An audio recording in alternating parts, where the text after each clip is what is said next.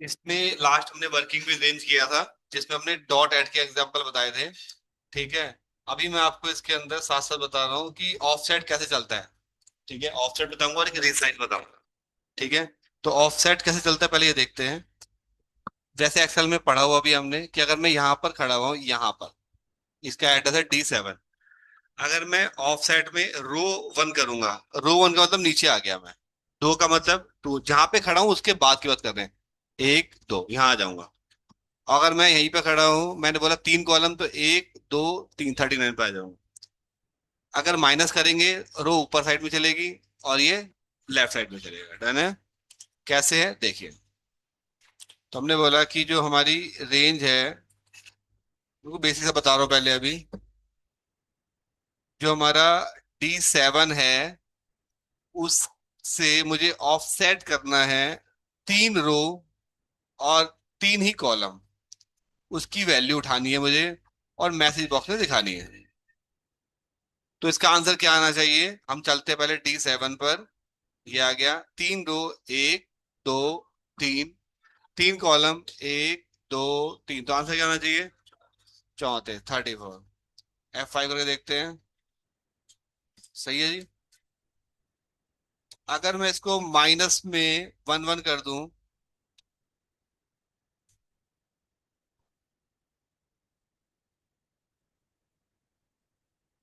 तब क्या आंसर आएगा। D7 पे आएगा एक ऊपर, एक लेफ्ट। 10 आंसर आना चाहिए। सही है। कोई दिक्कत लग रही है इसके अंदर, बिल्कुल सिंपल सा ऑफसेट का यूज। ठीक है जी। एक एग्जांपल दिखाते हैं इसका। मैंने कहा एक काम करो, यहाँ पर टोटल लिख दो। यहाँ पे टोटल लिख दो। कल के यहाँ से ऊपर जाएगा फिर एक नीचे आएगा, या यहाँ से यहाँ आ गया फिर एक बार नीचे आ गया। ठीक है। तो ऐसे चलता हूँ, लास्ट सेल पे या फिर नीचे आएगा। तो हमने क्या बोला कि जो मेरी रेंज है 10,48,576 ए वाली, डॉट एंड। पहले कहाँ जाओ, अप साइड में जाओ। अप साइड में जाने के बाद में, यानी ये ऐसे कर रहा है। अब एक नीचे आना है केवल। डॉट ऑफसेट 1, कॉलम नहीं छेड़ना मेरे को, 0। वहां वैल्यू क्या डालनी है मेरे को, टोटल F5। समझ में आ गया। ठीक है जी। ऐसे अगर यहाँ करना हो तो range XFD 1, dot end xl to left, फिर ऑफसेट। अब मुझे रो नहीं छेड़नी, सिर्फ कॉलम बढ़ाना है, देन डॉट वैल्यू।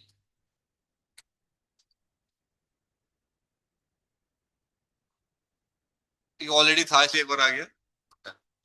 यहाँ से भी आ सकते हो, यहाँ से यहाँ फिर यहाँ, ये अलग तरह से देखते हैं चलो। रेंज A1, डॉट एंड किस साइड में जाएंगे, राइट में जाएंगे।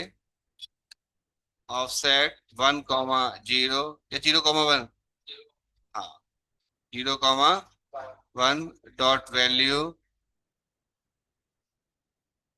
टेस्टिंग। डन है। ठीक है जी। एक बता रहा हूं आपको मैं। अब हमने क्या करना है, ये पूरा डेटा में कॉपी करना है ऐसे करके, लेकिन हेडिंग नहीं करनी। हेडिंग नहीं करनी।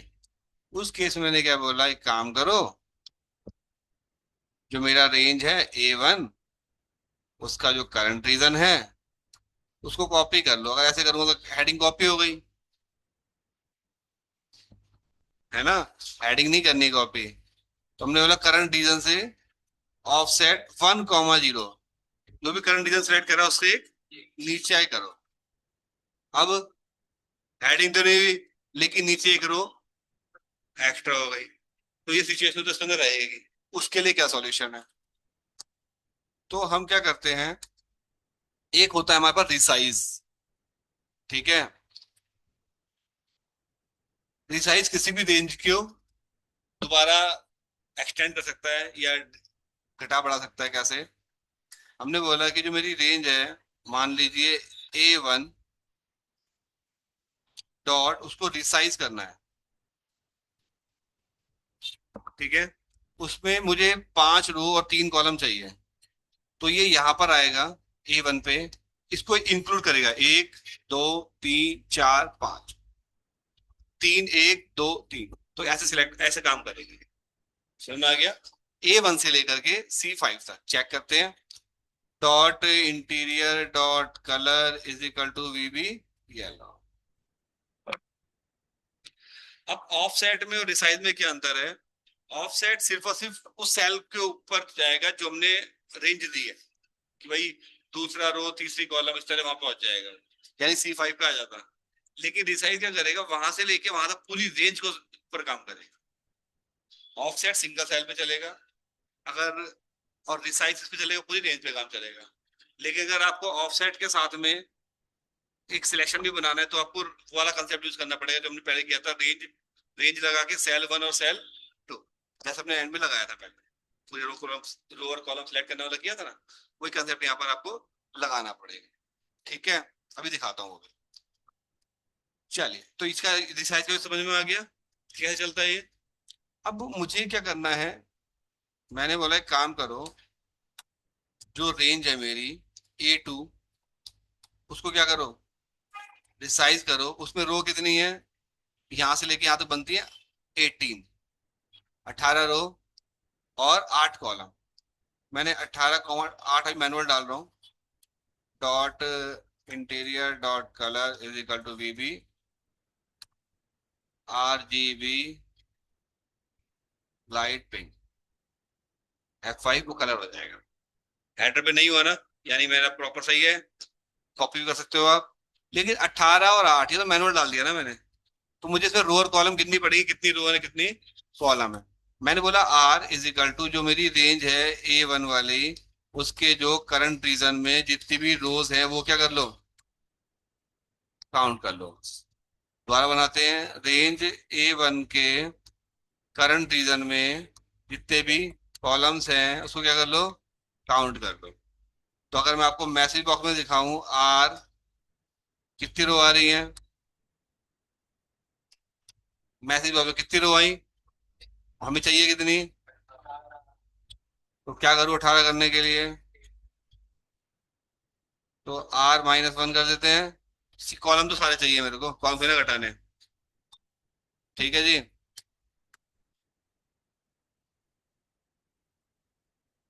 डन। इस तरह से रिसाइज काम करता है। आप कॉपी भी कर सकते हो, देखो ना कि इसको ये लिखना है, यहाँ पे कॉपी कीजिए और यहाँ पे रेंज डाल के कॉपी कर दीजिए।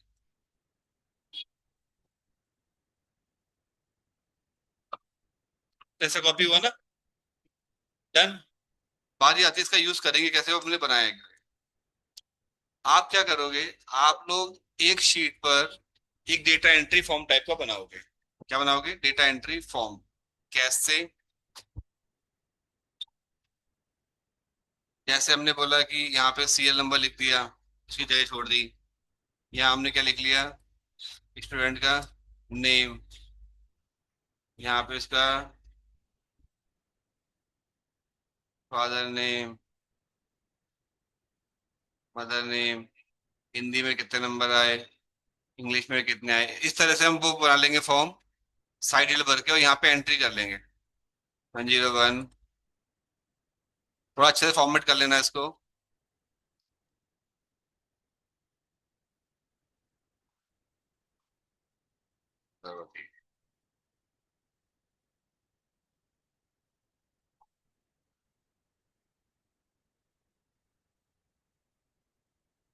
ऐसे करके, ठीक है।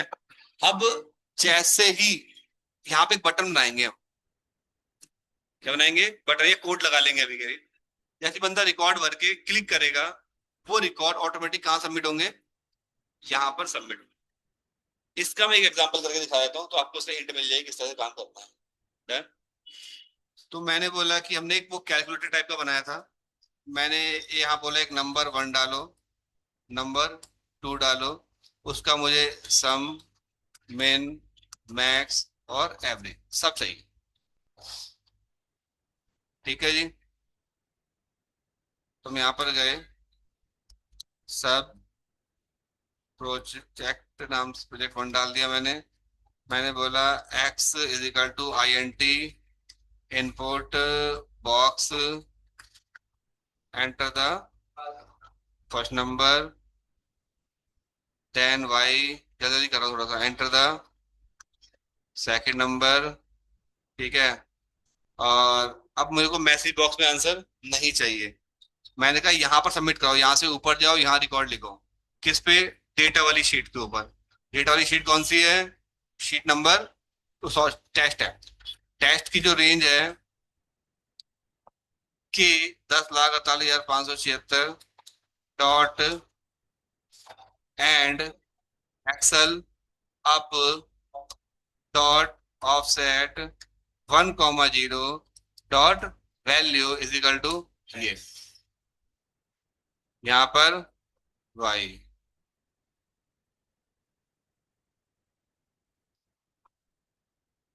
KLMNO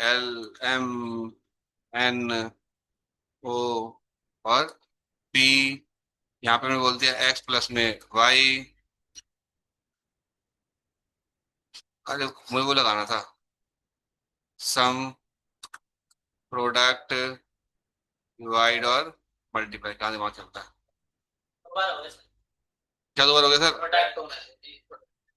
अरे सब्ट्रैक्ट प्रोडक्ट। ठीक है सर, थैंक यू।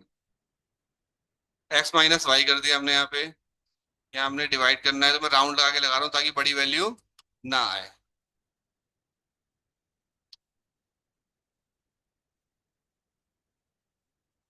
ठीक है, जब सारे रिकॉर्ड सेव हो जाएंगे तो मैसेज बॉक्स आना चाहिए,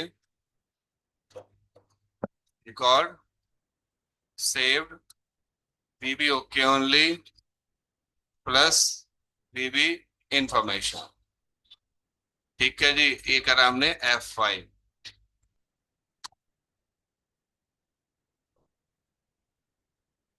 अभी डेटा वाली शीट पर आंसर ये है। अब अगर मान लो मैं यहाँ पर होता, यहाँ यहाँ जहाँ फॉर्म बना रहा हूँ यहाँ पर मैं होता, इसको मैं अब रन कर रहा हूँ, अभी भी कहाँ पर हूँ? शीट शीट तो यही है ना।